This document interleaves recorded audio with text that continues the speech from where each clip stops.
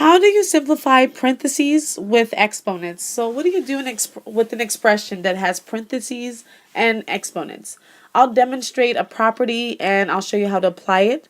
I want to remind you that this is 7-3 out of your whole textbooks. And you should have watched 2 videos before this one. Both videos demonstrated when you add exponents and when you multiply exponents. And we'll need to apply those 2 other properties along with the third property that you're going to learn in this video for the following examples. Let's first learn our next property. Here we have 2 times 4, and it's in parentheses raised to an exponent of 3. I'm going to need to write 2 times 4 3 times, so this becomes 2 times 4 times 2 times 4 times 2 times 4, which we're used to doing with exponents. So I wrote that 3 times. I'll combine the different bases of 2, so I get 2 times 2 times 2, and then 4 times 4 times 4. So I just grouped all the 2's together and groups all the 4 together. And this gives us our answer as 2 to the 3rd power, because there's 3 2's, multiplied by 4 to the 3rd power, because there's 3 4's. So what could I have done to get to this, from this expression to this answer? Well, I could have just distributed the 3.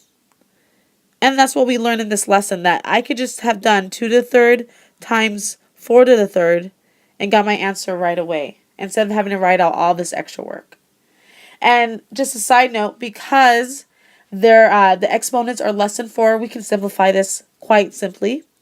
It would give us 2 to the 3rd would be 8 times 4 to the 3rd, which would be, well, 4 times 4 is 16. And then 16 times 4 is going to give us 64. And then we would need to do 8 times 64. 8 times 64 is going to give us 512. Okay, that's if we want to simplify it further, but of course this is the property I want you to learn, that you should distribute the exponent to what's in the parentheses. Okay, now we're going to apply all 3 properties that we learned in all the previous videos to the next 4 examples. Make sure you pause the video, write down the examples, and then play the video when you're ready to follow along with me. Let's begin with example A. I have negative on the outside, so that is actually going to be definitely in our final answer. Our final answer is going to be negative. So I'm just going to worry about distributing the square to the inside. So remember, the property showed us that I distributed square here and here. And so remember, I'm keeping the negative on the outside, and I get 2 squared and y squared. 2 squared is 4. Keep that negative, so it becomes negative 4, and then y squared stays y squared, and my answer is simplified.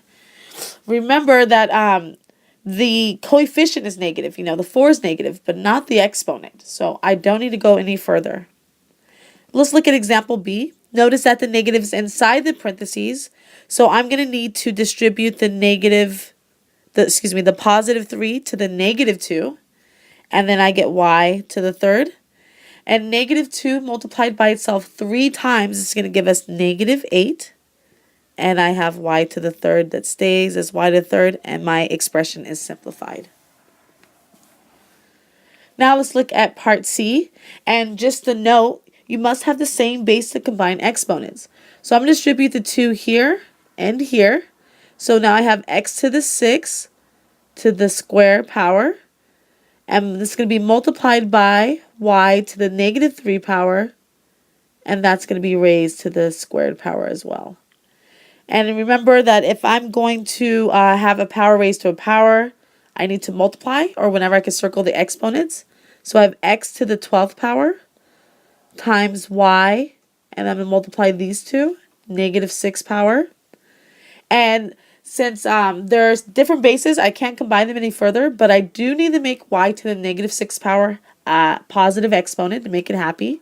So I'm going to take x12, leave that alone, and then I'll make this into a fraction. So I get y to the 6. And here I'll multiply straight across.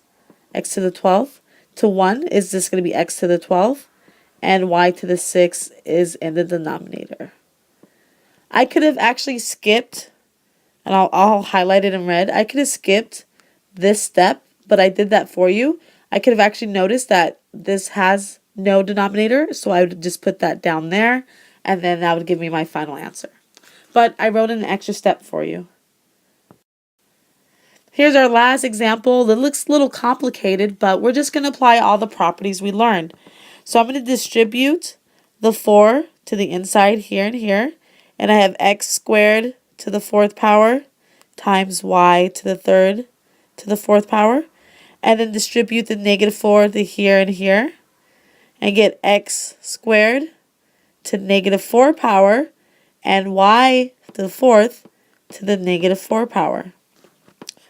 Now I'll multiply and get x to the 8th, multiply times y to the 12th, multiply x to the negative 8, and multiply here y to the 16th. Excuse me, negative 16th, right? Because we're multiplying. And then combine the same basis, so x to the 8th times x to the negative 8th, and y to the 12th times y to negative 16. And since I'm multiplying the basis, I add the exponents.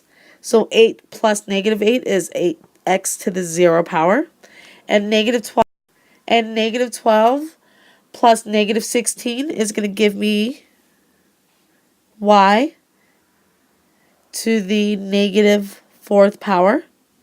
And I'll simplify it even further. X to the 0 is going to be 1. And then y to the negative 4th will make it a positive exponent, so it becomes y to the positive 4th. And 1 times anything becomes this itself, so my final answer is 1 over y to the 4th power. That was a pretty complicated example, and I normally like to stay away from those in the videos, but I thought it'd be a nice example to go through because it combined all of the properties you learned in the previous videos and this one. We'll discuss some of these examples in class, and remember, if you had difficulty, pause the video and replay it and try an example on your own.